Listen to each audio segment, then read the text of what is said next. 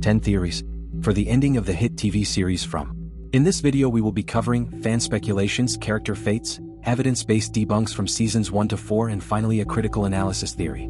Let's begin with number 1 with a likelihood of 88%. The town is a closed mythological system running a predefined cycle, and the residents are the fuel. The core argument here is, the single most important framework for understanding the ending of From is not any individual character's arc. It is the system itself.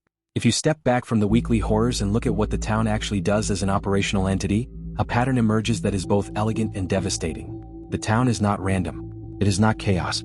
It is a closed mythological system running a repeating cycle, and human beings are not its victims. They are its fuel. Every structural feature of Fromville points to a system in operation rather than a place in existence. The roads loop. The faraway trees teleport residents but never free them. Tabitha fell from a lighthouse, woke up in Camden, Maine and was pulled back to the town. Every attempt to leave is redirected into the system. The creatures operate on rules. They cannot enter homes without invitation. They are repelled by the talismans Boyd discovered. They vanish at dawn. These are not the behaviors of mindless monsters. These are the behaviors of components inside a system doing their assigned job. Evidence from the show. Fatima's pregnancy, ending in a pulsating larval sac that transformed into the reincarnation of the smiley-faced creature, is the most explicit confirmation of the cycle theory the show has offered. The creatures are not invaders from outside. They are products of the town's residents. Smiley was not just a monster who happened to die. He was rebuilt from the body of a human woman, using the town's own reproductive logic. Every creature walking the streets at night may once have been a person who lived there. The town makes its own monsters from its own population. That is a system, not a haunting. The number 47, appearing with almost obsessive frequency across all 4 seasons in contexts ranging from addresses to distances to timestamps, is not an Easter egg. It is a pattern of temporal loops. Victor has been trapped for approximately 45 to 47 years. The number functions as a cycle counter embedded in the town's architecture. The easiest interpretation of the town is that it is simply malevolent, a haunted place that hurts people. This interpretation is flatly contradicted by the show's own rules. Evil places do not have internal logic. They do not protect their occupants from harm at night if they follow specific instructions. They do not send a boy in white to guide the most psychologically damaged resident to safety over 40 years. The town wants something from its residents. It needs them to do something or to become something or to remember something. The violence is purposeful, not random. Character fates under this theory. Victor is the final unlock. His complete memory breaks the cycle. Does not survive. Boyd Stevens, consumed by the system he was chosen to enforce, becomes the next man in yellow or dies breaking it. Tabitha, reincarnation of Miranda, the mother figure whose sacrifice could reset the loop. And Julie's story walker ability is the tool that finally rewrites the cycle's ending. Ethan is the child in the town that Fromville that always trying to harvest to become the boy in white of the next cycle, or escapes. Jade decodes the system's mathematical and symbolic architecture, but knowledge comes with a fatal cost. His younger self told him in a vision, a minnow in a shark's nest. It has a deeper meaning. It is a metaphor for him and Tabitha being the sharks. However, the people who were trapped by mistake, example Roger and random people in the bus, would turn against them. Randall, however, is expendable or transformed and most likely the top candidate to become the next cycle's enforcer figure. Number 2. Fan theory. Fromville with a likelihood of 72% is that the series From is showing us a parallel dimension of Camden, Maine, and Victor is the only living bridge between them. The theory is, one of the most structurally coherent fan theories in the entire Fromville community centers on the geographic relationship between Fromville and Camden, Maine. When Tabitha fell from the lighthouse at the end of season 2, she did not arrive in a hospital anywhere in the world. She arrived specifically in Camden, Maine, the hometown of Victor Kavanaugh's family. This is not a coincidence. The show does not deal in coincidences of that magnitude. The theory holds that Fromville and Camden occupy the same physical coordinates in different dimensional layers, that the town is a kind of dark mirror of Camden, a shadow version of the same space bleeding through into an alternate reality. What exists as a functioning coastal town in the real world exists as the nightmare town in the dimensional layer that traps its residents. The lighthouse, which connects both locations in Tabitha's experience, is the dimensional seam between them. Evidence supporting the Camden-Fromville mirror. Victor's family came from Camden specifically. The Kavanaugh family is the only one whose real-world origin point is confirmed to be Camden. Victor is also the only person who has been in the town continuously since the previous major cycle. This means Victor has spent 45+ years in the dimensional shadow of his own hometown, unable to cross back to the real version of the place he came from, less than a dimensional membrane away. When Tabitha was in Camden, she encountered environmental details and structures that had echoes in Fromville. The physical world was bleeding through at both ends. The lighthouse itself appears in both locations, suggesting it is not simply a building but a crossing point, a place where the membrane between the two versions of the same space is thin enough to pass through. Where this theory may break down. The show's creators have explicitly ruled out the idea that Fromville is simply a dream or a straightforward parallel dimension as a complete explanation. The dimensional mirror theory may describe the geography accurately while still missing the mechanism. The town may be located in Camden's shadow dimension, but the reason for its existence and the nature of the entities controlling it are not explained by geography alone. This theory is likely true as a feature of the world but insufficient as a complete explanation of the ending. Character fates under this theory. Tabitha, her unique ability to cross through the lighthouse makes her the only person who can reopen the bridge. Victor, Camden is his home. His willingness to return, psychologically, may be the dimensional key. Henry, Victor's father, arrived from the real world. His presence in both spaces may anchor the crossing point. The Matthews family survive via the lighthouse/Camden crossing if Tabitha can reopen it. Number 3. With a likelihood of 82%. The reincarnation cycle is real, where every major character is living a previous resident's life again, and Jade is the only one who can see the pattern. Let's begin from the Season 3 finale that revealed something that recontextualizes every previous season. Tabitha is the reincarnation of Miranda, Victor's mother from the previous cycle. Jade is the reincarnation of Christopher, the resident who became obsessively unhinged over the town's symbols and triggered the massacre that killed Victor's entire community. Jim's personality echoes Miranda's husband Henry in specific and non-random ways. Both men grapple with abusive fathers, both struggle with personal demons that ripple into their marriages, and both are positioned as the male counterpart to the cycle's pivotal mother figure. If Tabitha is Miranda and Jade is Christopher, this is not two isolated cases. It is a structural rule of the town. Every major resident of each cycle is a reincarnation of a resident from the previous cycle. Different face, same soul pattern, same relational role, same trajectory. The town is not trapping random people. It is collecting the same souls over and over, running them through the same cycle with slightly different variables, looking for an outcome it has never achieved. Critical evidence: the reincarnation architecture. The show confirmed in Season 3 that Jade's obsession with the symbols, which mirrors Christopher's obsession precisely, is not coincidence and not a personality quirk.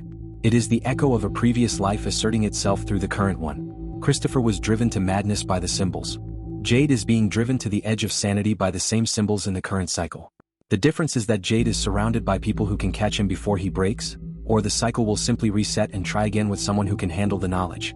Comicbook.com identified the reincarnation theory as one of the top theories for Season 4, noting that fans believe many if not all of the main characters are reincarnations of former townspeople, and those connections will create all kinds of new conflicts among the characters. The show has not denied this. It has confirmed at least 2 cases, which is enough to establish the rule. What this means for the ending. If the reincarnation cycle is real and systematic, the ending must involve breaking it, not just escaping Fromville, but ending the mechanism that collects the same souls and runs them through the same nightmare repeatedly. The way to break a cycle that is driven by reincarnated roles is to have someone who is supposed to fulfill that role refuse it, or succeed at the task the role is meant to complete. Tabitha as Miranda has a chance to do what Miranda could not. Free the children, break the cycle, get out. Whether the town allows this, whether the man in yellow who functions as the cycle's enforcer, permits the deviation, is the central dramatic question. Character fates under this theory. Tabitha, Miranda reborn, succeeds where Miranda failed, or dies repeating the same mistake. Jade, Christopher reborn, either the key to decoding the system or the man who breaks and triggers the next massacre.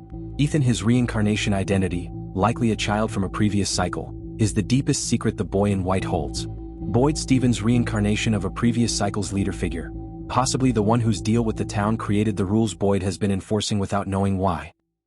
Number 4 with a likelihood of 65%. Boyd Stevens will become the next man in yellow. The town always needed its sheriff to eventually become its executioner. The theory states that Boyd Stevens has functioned as the town's de facto law enforcement from the very first episode.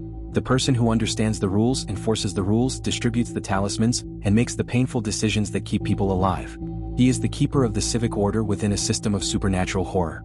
And the man in yellow who killed Jim Matthews at the end of Season 3 and warned that knowledge comes with a cost, functions as the town's enforcer at a higher level, punishing those who get too close to the truth, maintaining the cycle by eliminating threats to its continuation. The parallel is structurally deliberate. Boyd is the man who enforces the rules inside the town. The man in yellow is the entity who enforces the rules of the cycle itself. They are, functionally, the same office at different levels of the system. The theory holds that the town has always been moving Boyd toward this transformation, that his infection, his mark, his particular relationship to suffering and authority, are the town's way of slowly converting its current sheriff into its next executioner. Evidence for the Boyd to Man in Yellow arc. Boyd's infection, the black mark he carries since season 1, is not a simple disease or a punishment. It is the show's most persistent unresolved mystery. It changes his behavior, gives him visions, connects him to the town in ways other residents are not connected. This is not the behavior of a wound. It is the behavior of a transformation in progress. The town is doing something to Boyd specifically that it is not doing to anyone else, and the most logical explanation is that it is remaking him for a purpose. The Man in Yellow's suitcase, containing the clothes and glasses of previous victims, suggests that the current Man in Yellow was himself once a resident who was transformed into the role. He is wearing evidence of his previous lives, carrying the physical remnants of who he was before the town made him what he is. Boyd could be on the same trajectory. Critical challenge to this theory. The alternative candidate for the Man in Yellow transformation is Randall, who fits certain behavioral profiles, aggression, resentment, willingness to hurt others, more readily than Boyd, whose defining character trait is a commitment to protecting people. Tom's Guide identified Randall as the leading fan theory candidate for this transformation. If the Man in Yellow is not a protector corrupted but a predator revealed, Randall is the more natural fit. Boyd becoming the Man in Yellow would require the town to specifically invert his core identity, which is possible and arguably more dramatically resonant, but not the simplest path. Character fates under this theory. Boyd Stevens transforms into the Man in Yellow, either willingly to protect others, or unknowingly as the cycle claims him. Fatima, her pregnancy was the town's claim on Boyd's bloodline. She and the child may not survive Boyd's transformation. Kenny inherits Boyd's sheriff role, the next cycle's enforcer from within the town. The Matthews family Boyd's transformation eliminates their protector. Survival becomes much harder. Number 5. A critical analysis theory with a likelihood of 79%. Julie Matthews is the true pivot of the ending. Her story walker ability already changed the past, which means the ending has already happened and the residents are living in the version that failed. The theory starts with Julie Matthews' story walker ability, a person who can move through different chapters of the town's history and exist across timelines. This was established definitively in the season 3 finale. Ethan explained the rules to her. Story walkers can visit the chapters, but they cannot change them. Whatever happened, happened. Julie traveled to the past and threw the rope down to Boyd in the season 2 premiere, an act she had not yet performed in her linear timeline. The rope had always come from future Julie. The past was always already containing her future action. Here is where the critical thinking produces something genuinely disturbing. The season 3 finale showed a future version of Julie, with shorter hair, clearly different from her present self, traveling back in time and attempting to save her father Jim from being killed by the Man in Yellow. She failed. Jim died. The story walker rule held. But this means there is a version of Julie who has already lived through the entire series, traveled back to try to change it, and failed. The residents of Fromville are not living in the original timeline. They are living in the version of events that already includes a time-traveling Julie who tried and failed to save Jim. The implications of the closed time loop. If Julie's future self traveled back and failed to change Jim's death, it means the ending, whatever it is, was always already determined by actions that future Julie took during that time travel. Every clue the residents find, every decision they make, may have already been seeded by a future version of Julie who traveled back to set the conditions for their survival or escape. The talismans Boyd found early in season 1, before the Matthews family even arrived, may have been placed there by a story-walking Julie. Screen Rant identified this exact theory. Julie may be the one who created the talismans and left them for Boyd to find. Boyd discovering the talismans happens months before Julie and her family arrive. This makes Julie not just a character with an unusual ability. She is the author of the town's rules from within a timeline loop, a person who has already lived the ending and is currently living through the version of events she seeded during her time travel. Character fates under this theory. Julie, the story walker who writes the ending by traveling back one final time, survives but with the weight of knowing what it cost. Jim, his death was always fixed. The price the closed loop demanded for the talismans that kept everyone else alive. Boyd alive specifically because Julie's future self threw him the rope. He owes his life to an event that hasn't happened yet in his timeline.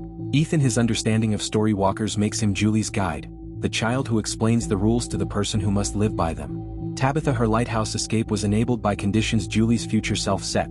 She gets out, but the mechanism was already running before she knew it. Number 6 with a likelihood of 58%. The boy in white is the town's true villain. He has been engineering every cycle from the inside, using Victor as his instrument. Throughout the series, the boy in white has been framed as a guide, a mysterious but ultimately protective presence who appears to Victor during danger and leads him toward survival. He also appeared to Ethan, similarly offering cryptic guidance. He appears to be on the residents' side, working against the creatures and the man in yellow. This framing is exactly what makes the theory that he is the actual villain so compelling, and so disturbing. This fan identified this theory after the Season 3 finale, noting that the real villain in From Season 3 appears to be the boy in white, whose cryptic actions and manipulative presence suggest he may be orchestrating the torment in Fromville. The theory holds that the boy in white is not guiding Victor toward survival, he is managing Victor. Victor is the town's living archive, and the boy in white has been keeping that archive intact for his own purposes, ensuring that Victor survives long enough to serve the function the cycle requires. Evidence for the boy in white as architect. The boy in white told Victor to wait in the tunnels for Tabitha, an instruction that directly positioned Victor to be involved in Tabitha's survival and thus in the continuation of the current cycle.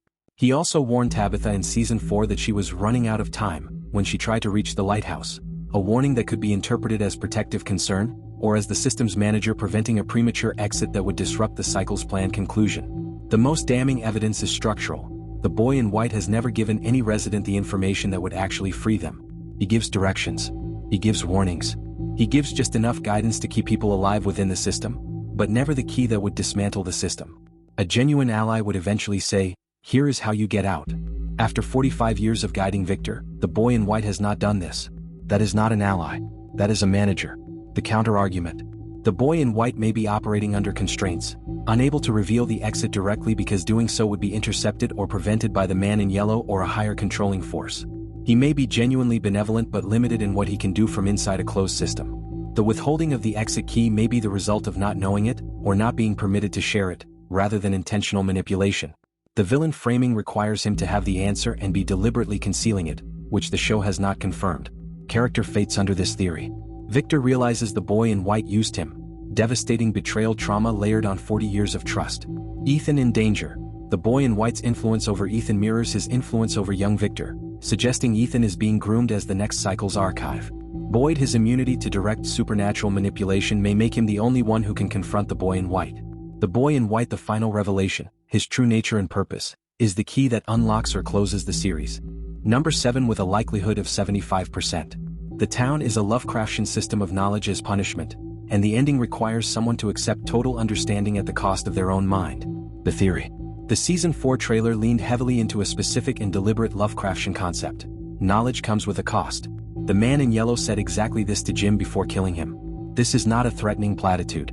It is the operating principle of the entire show's mythology.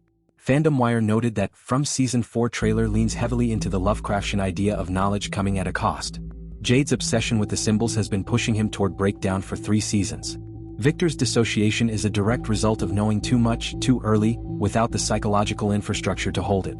Every character who has gotten meaningfully close to understanding the town's actual nature has either been killed, broken, or suppressed the knowledge themselves. The Lovecraftian framework suggests the ending requires someone to voluntarily accept total understanding, to look directly at what the town is, what the entities are, what the cycle is for, at the cost of their sanity, their survival, or both.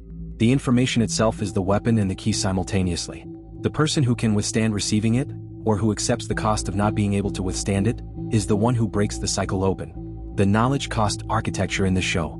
Father Catry, the first major character death in Season 1, was the first person to demonstrate that getting too close to the truth in Fromville gets you killed. Every subsequent death of a knowledge seeker follows the same pattern.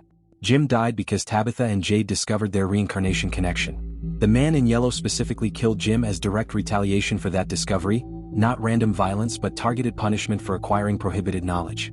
The system has a guardian, and the guardian kills people who know too much, which means the ending requires either defeating that guardian or finding someone who can hold the knowledge without being killed for it. Jade is the candidate. His entire arc is about a man who approaches the world as a solvable system and is slowly driven to the edge by the realization that the system he is trying to decode will destroy him for decoding it. The question is whether he cracks before he finishes, or whether his breaking is itself the final decoding. Character fates under this theory. Jade accepts the complete knowledge, loses his mind or his life, but the knowledge passes to the group and changes everything. Boyd, his infection is partial knowledge that his body has been holding at great cost. Full understanding either kills him or transforms him. Victor has held the most knowledge the longest. His ability to finally integrate and share it is the most complete. Lovecraftian tolerance in the show. Man in yellow, the guardian of the knowledge boundary, destroyed or neutralized by whoever successfully crosses it. Survivors, the Matthews family, Kenny, Fatima. The people who were never knowledge seekers are the ones most likely to walk out alive.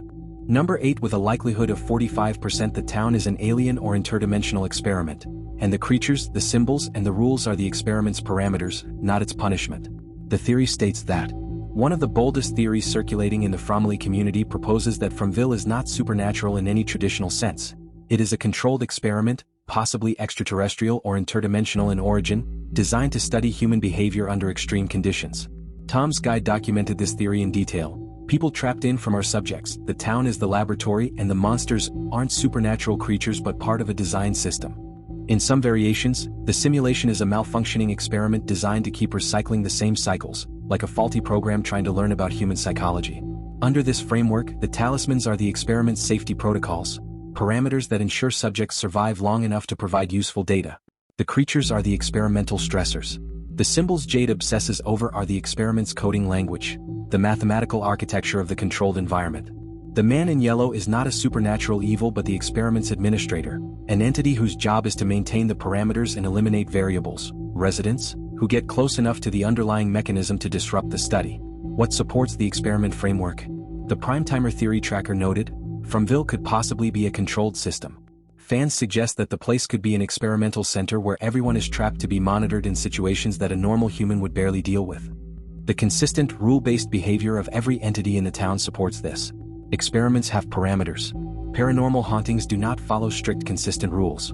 The town's creatures follow strict, consistent rules. The faraway trees follow strict, consistent rules. The time of day changes everything in consistent, predictable ways. This is a design system, not a haunting. Why this theory likely falls short? The show's creators explicitly ruled out both the dream theory and the purgatory theory, noting they wanted to avoid cliché mystery tropes.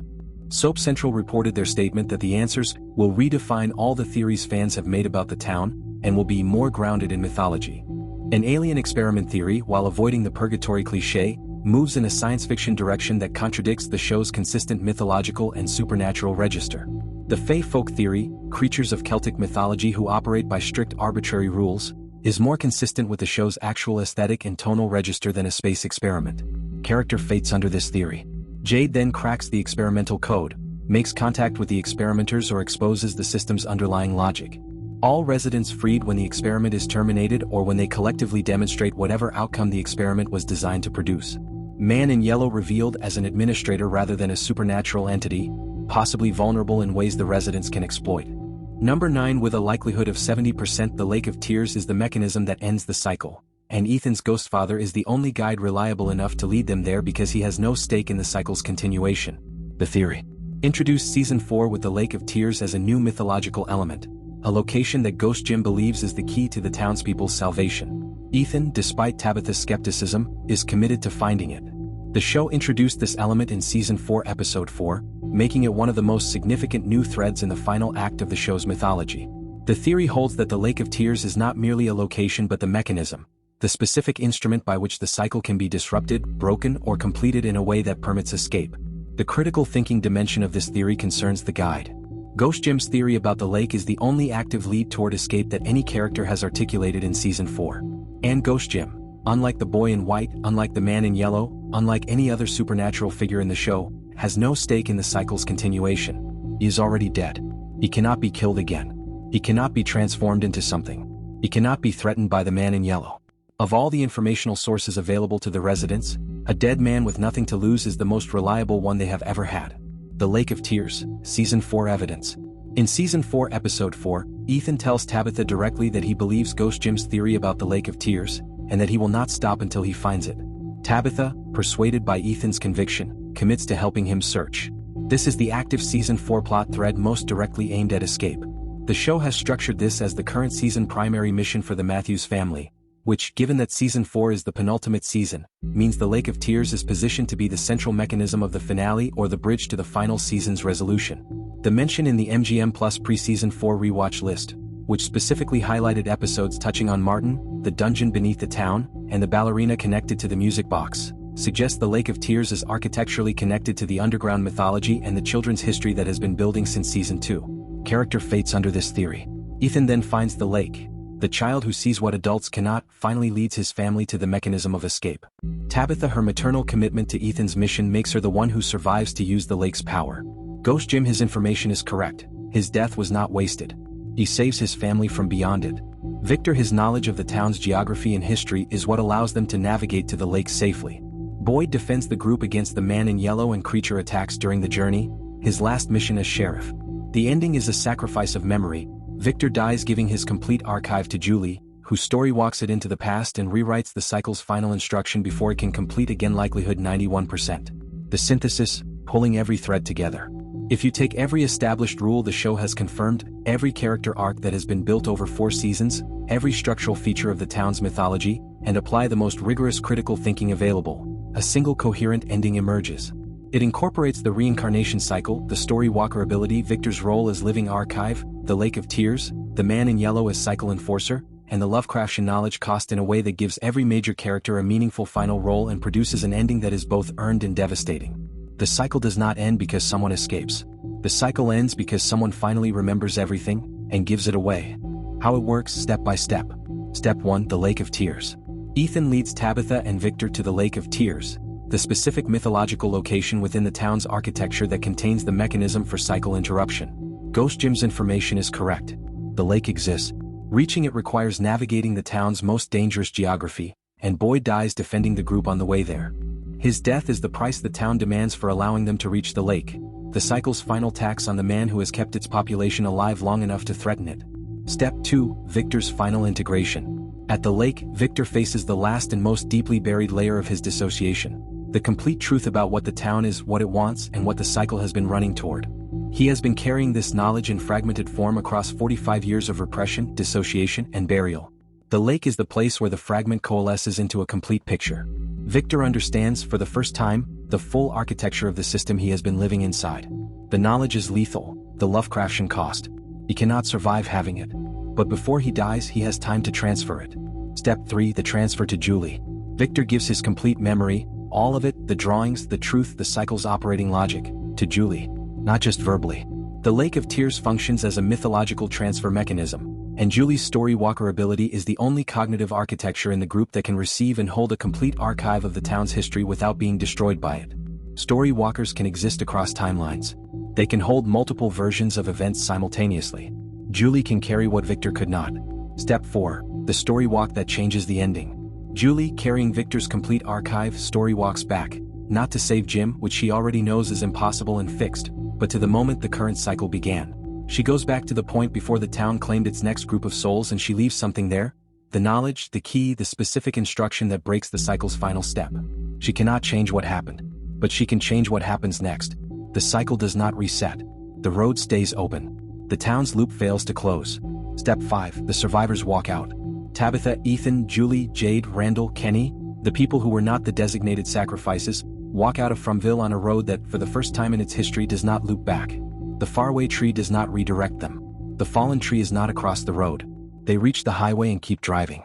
Camden, Maine appears on a road sign. They keep driving. Why this synthesis is the most likely ending. It gives every confirmed ability and character role a specific, non-redundant function. Victor's 45-year archive is the information. Julie's story walker ability is the delivery mechanism. The Lake of Tears is the transfer point. Boyd's death is the price. Jim's ghost was the map. Jade's code breaking was the translation. Tabitha's reincarnation of Miranda is the reason the town allowed her close enough to the truth to find the lake.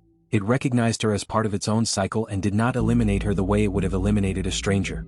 The boy in white guided Victor to exactly the position where he could transfer his archive to Julie. Whether the boy in white is a villain or a constrained ally, his actions across all 4 seasons produced exactly this alignment of pieces.